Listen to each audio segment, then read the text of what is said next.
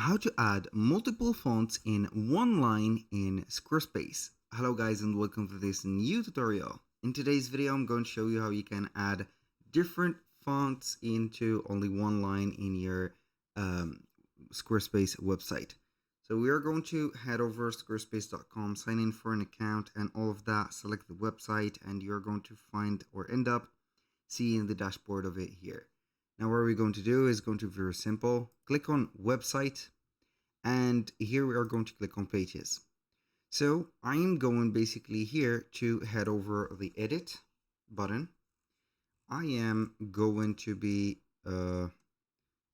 clicking on the site styles, heading over the fonts, select from the fonts miscellaneous and select my font that I want to apply first. For example, Oswald.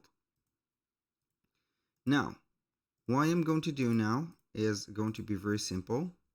I'm going to add a block. This block, not a block, but basically a code, what I'm saying. So I'm going to click on custom code, custom CSS, and I'm going to add this code here. So I'm going to put this code into the description section. Once we have added that code, we can go ahead and proceed with the work. I have added the code, click on edit. Now we are going to head over a text. I have set up the pre-text as you can see, and we're going to have it like this. So this is my text. Now I want to take or have this text changed, for example, to not Oswald. Let's see here. This is what is this? So please give me a second. So I'm going to select the text, click on here. We have heading 2 or heading 1. It is going to work on only heading 1, 2, 3. We're going to change the font of this miscellaneous text, for example, to, I don't know, here something like that. And we're going to have also the heading font for maybe this one.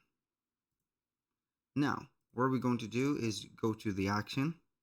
As you can see, the miscellaneous is going to be like this. So let's choose another font, for example, like that. So we are going to head over the text. I'm going to click on save, head over the text, and click on edit.